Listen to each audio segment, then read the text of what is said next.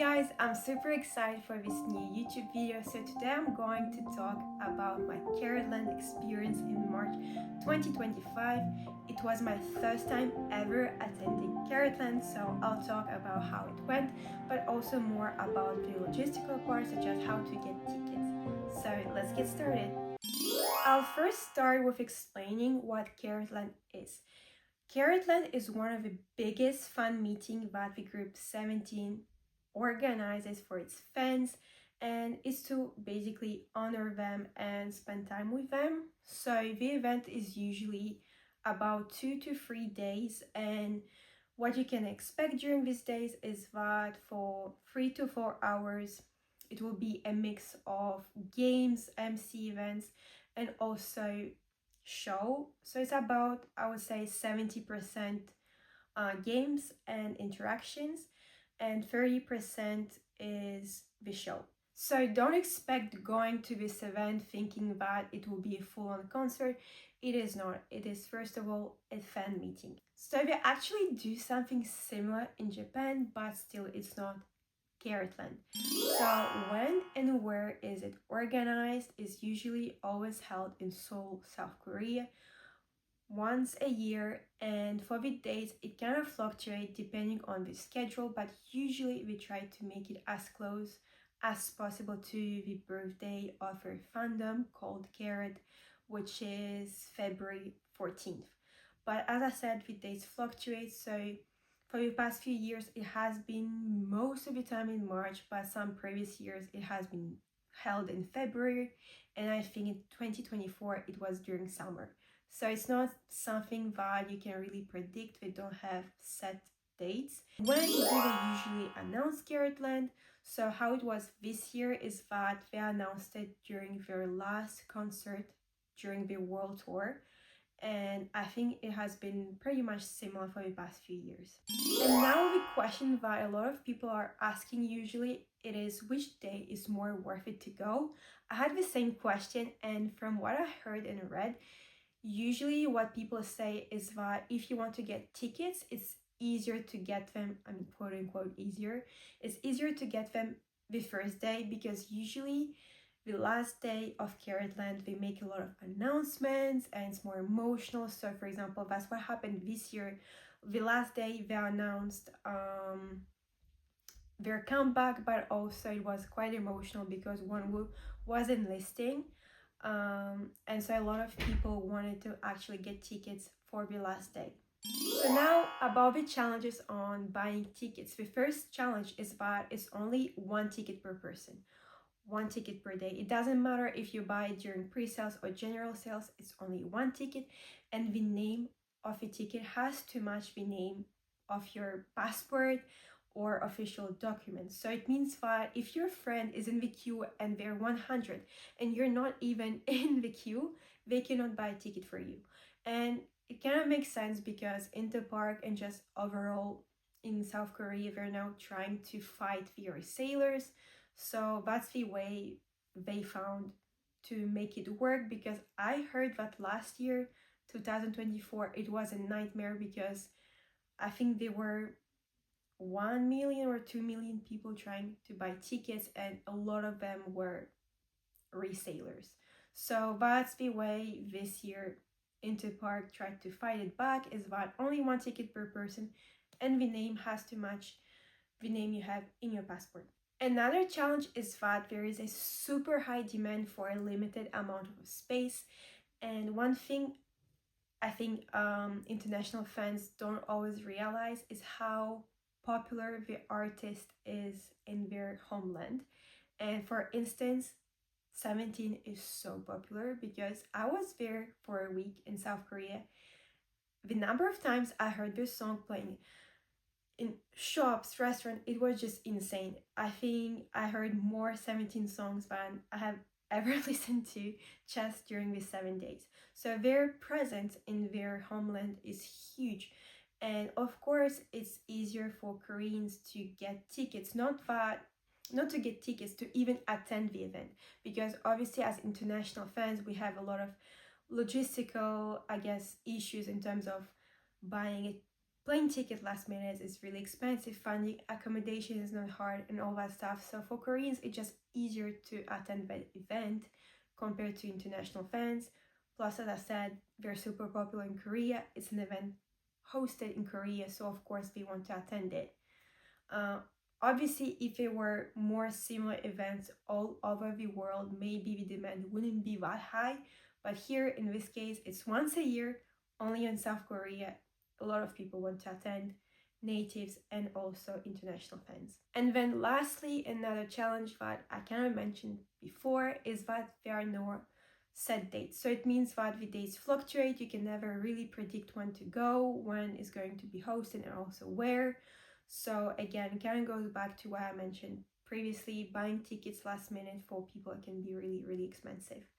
And I mean plane tickets and also accommodation. Now, how to buy tickets. This year, Viverse, which is an app where artists and fans can interact with each other, kind of a mix of Twitter with Instagram.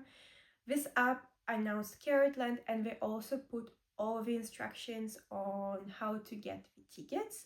And as someone who doesn't always follow written instructions, well, it was super easy to understand because I usually rely on videos, which is why I'm making this one.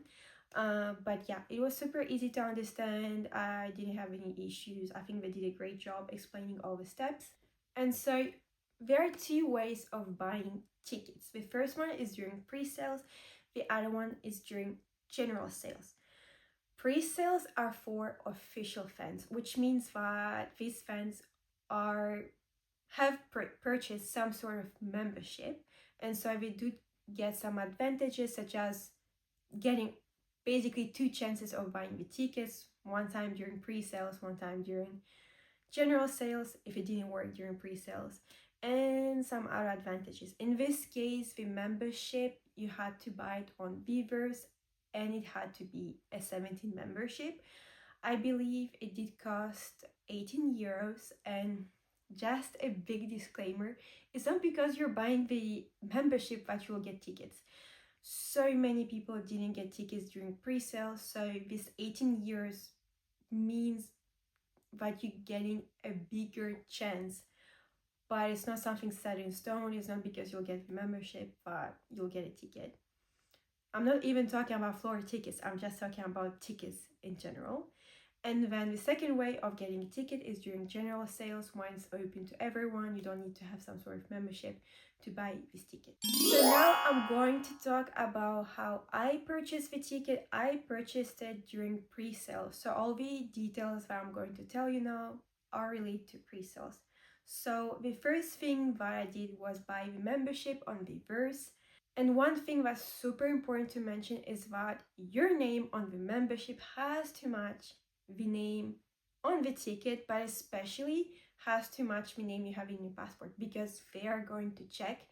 And luckily it didn't happen to me, it didn't happen to anyone who was in front of me, but I did hear some stories that someone just put one wrong letter and they weren't accepted. So please double check, triple check that you're writing your official name and that you're not making any mistakes. So after I bought the membership on Viverse, I went on Interpark because that's the website that's selling the tickets. So I went there and created my account. Again, the name has to match the official document. And the next step was that they would give you a certain date when you need to link your Viverse membership with your Interpark account. So that's super important because you don't want to do it the day of a pre-sales and lose time. And yeah, so do it when they tell you to do it. Another thing that's also important once you create your account on Interpark is to do the face verification. So we can scan your face.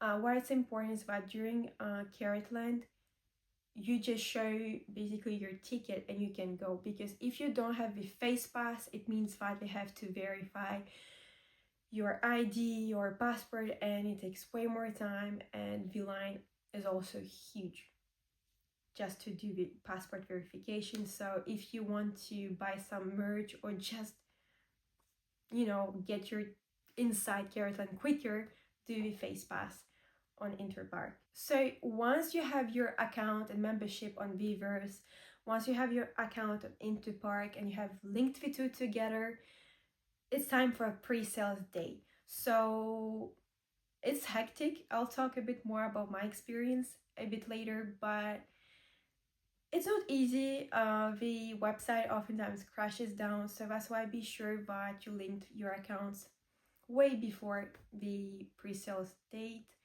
and then it's just with luck. There is nothing you can do to get tickets during pre-sales, but basically once if you got the ticket during pre-sales, it means that you cannot buy for that day a ticket during general sales, and if you weren't lucky during pre-sales, you can still try to get tickets during general sales. So now I'll talk about my experience of getting the Caratland tickets.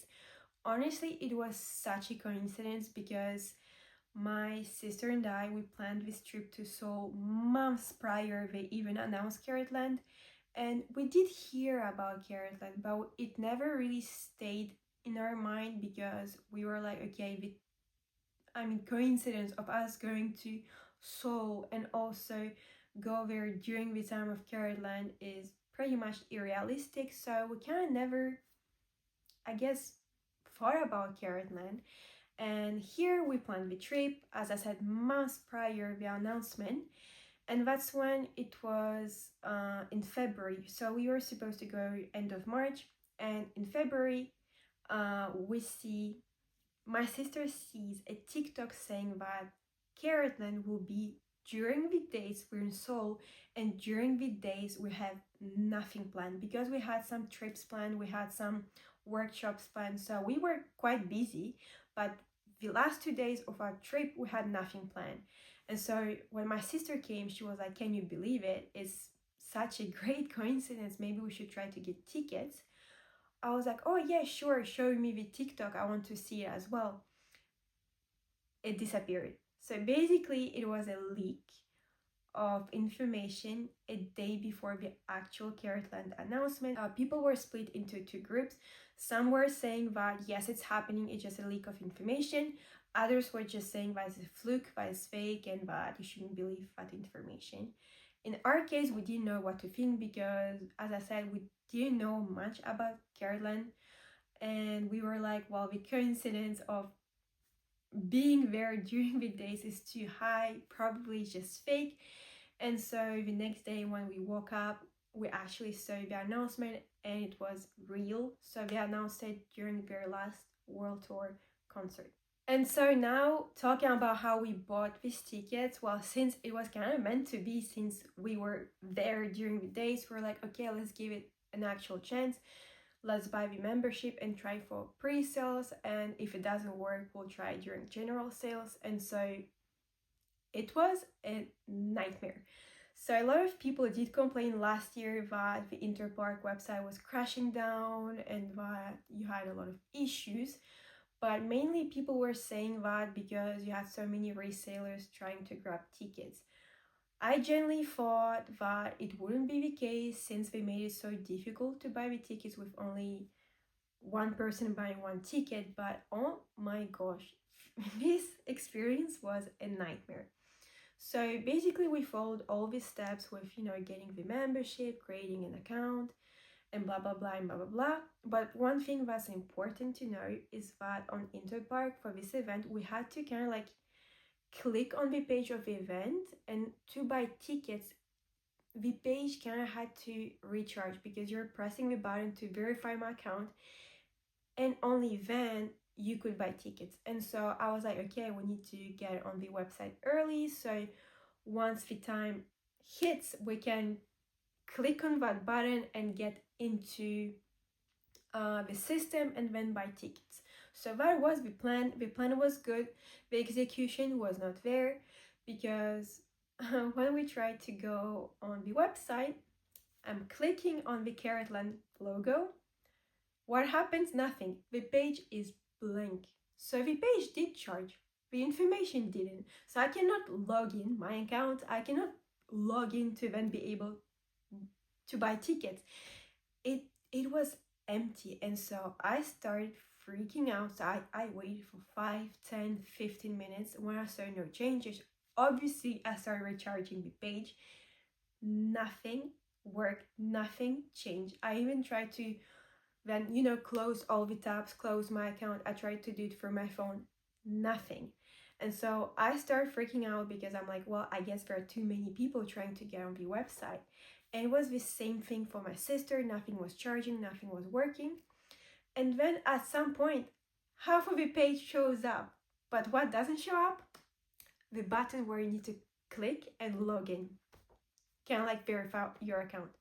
This button was, I could just see the top of it. I couldn't see the bottom of it, so it meant that I couldn't click on it.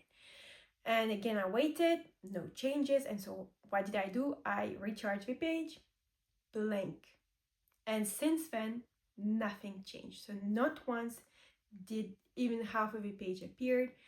And so when at one point, half of the page appeared for my sister, we were like, okay, you're not recharging. And we're just praying that once it hits noon, once the pre-sale starts, you'll be able to click on that button. Fast forward, it didn't work. She couldn't click on that button, so she had to recharge it. And so we were both, waiting for the page to appear. And at some point, it worked on my sister's laptop. She was able to log in. She was able to get the tickets.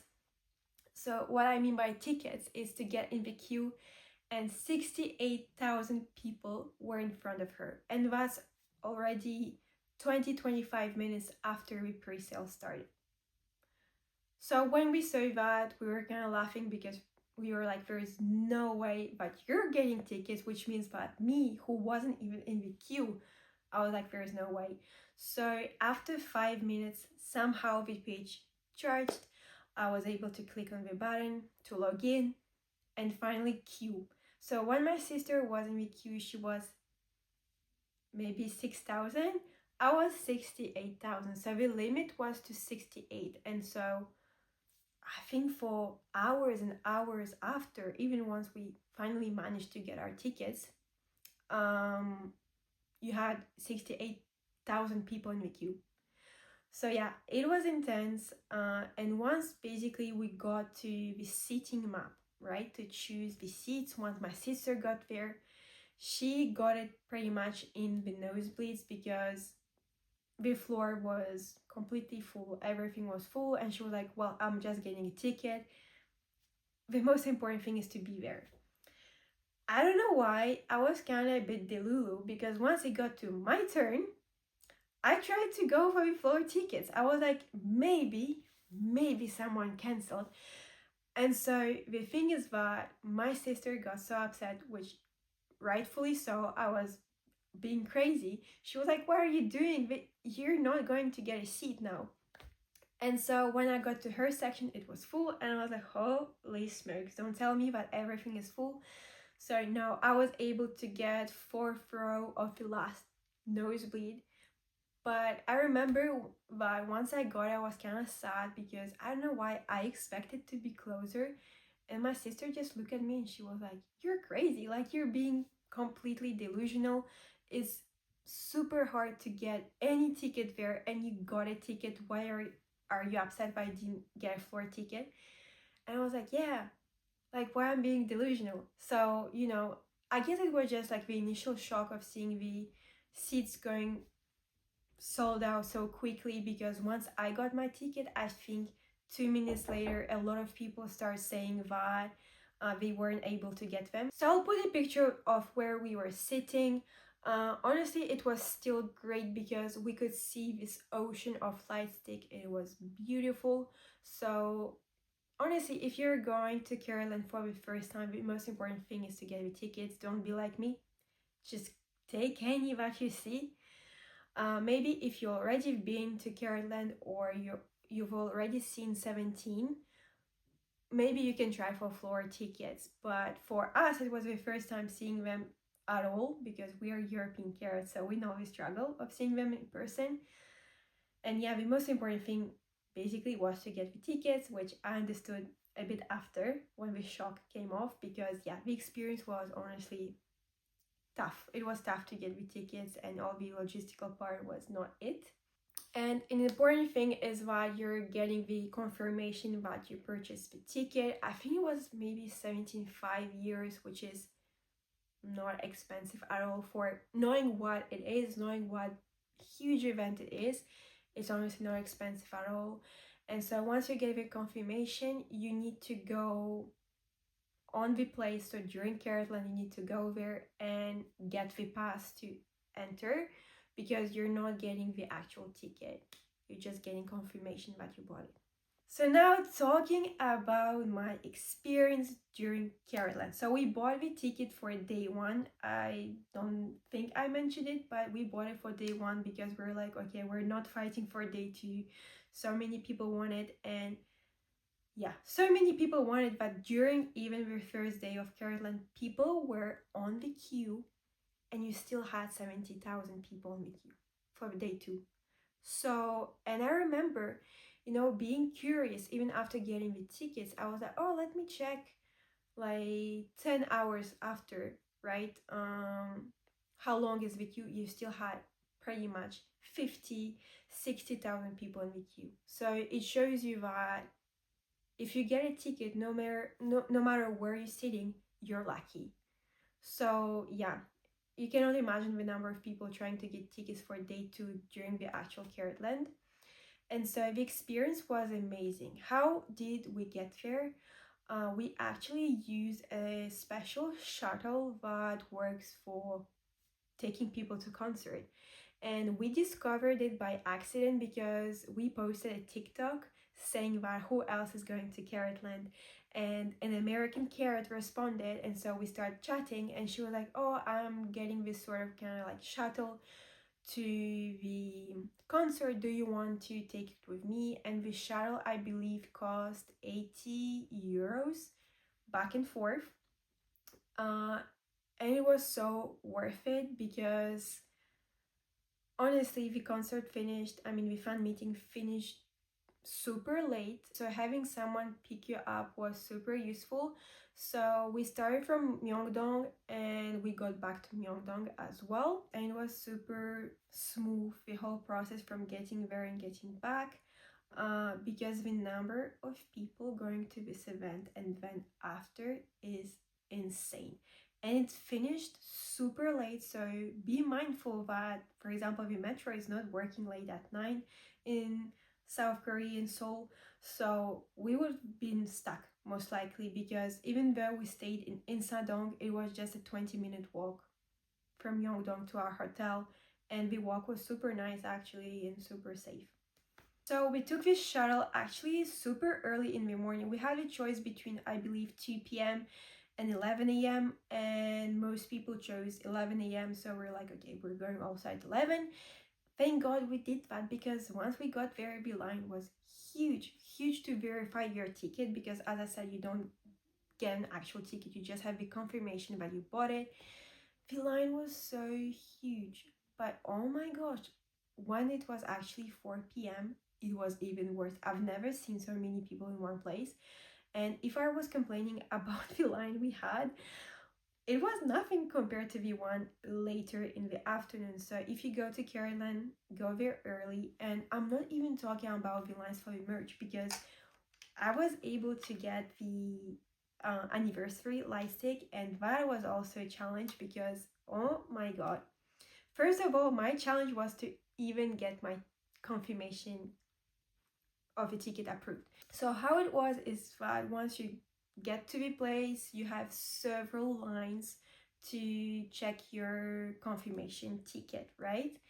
And so once I got to my stage, I had 3 people in front of me, 3 international Carats, and the lady in front, she was like, no face pass, you need to go to another, not no face pass, she was just like, you don't have a ticket, you need to go and get a ticket somewhere else. And the girls in front of me were so confused, and I was confused. I was like, what does she mean about ticket? Of course we don't have a ticket, we only have a confirmation, that's why we are here.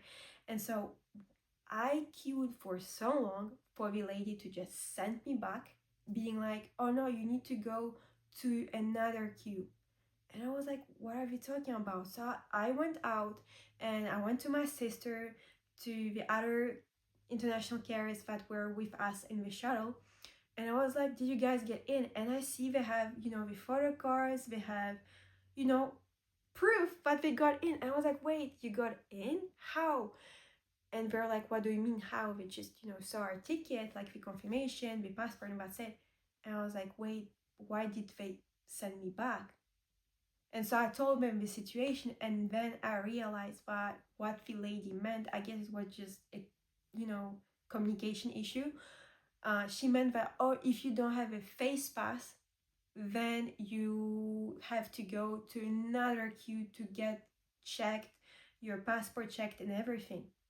But I did have a face pass. I did it during the time I create my account on Interpark. So I had everything. I had every single information. So I had to queue again. I lost at least 40 to 50 minutes queuing back again. I was so upset. I was like, oh my gosh, if only I understood what she meant, I would have been in this situation. So I went to another person this time. I was like, I'm going to another queue.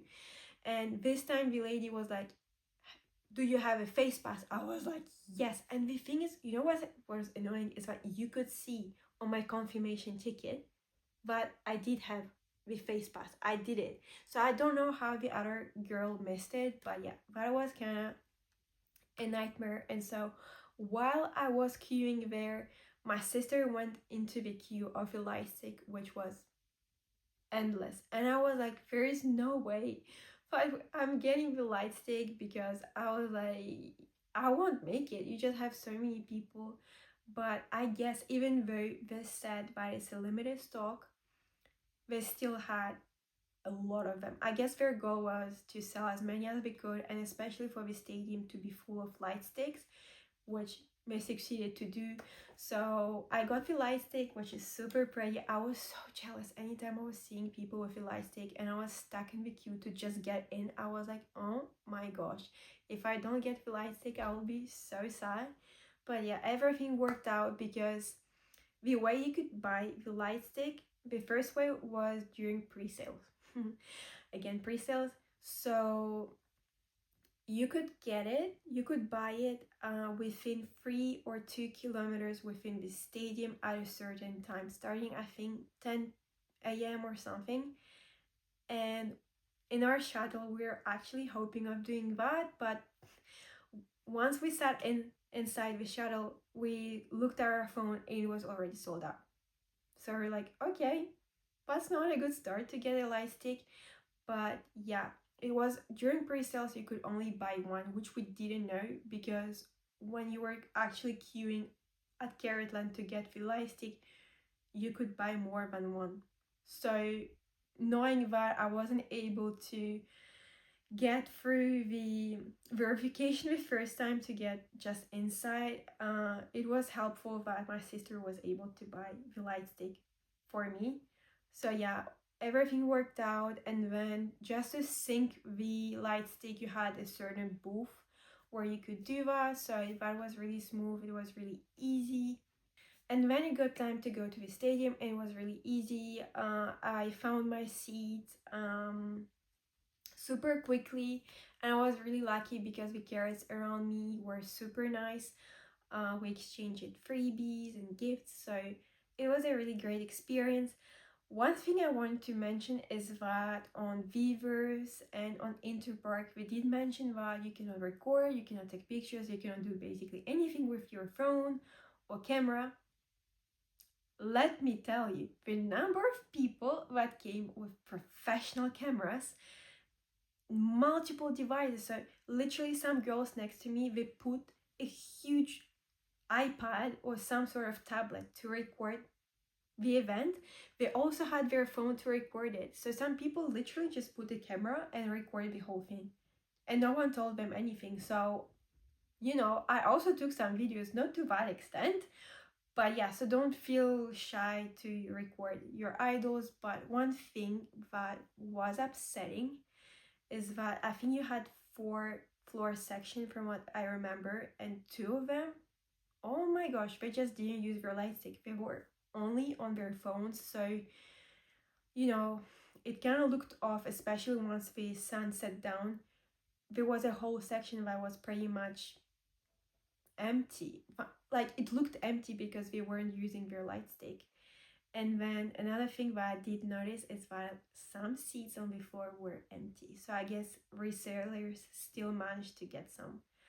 So yeah, overall the experience was amazing. The guys performed well. They were super nice. So I think a thing that a lot of people are concerned is, do you need to speak Korean to attend Caratland?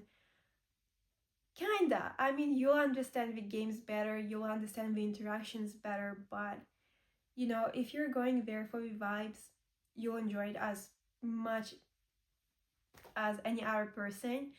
For example, I understand some basic Korean phrases and words, obviously not enough to understand the fan meeting, but overall the vibes were so nice because just 17 is super nice, but also the Carats.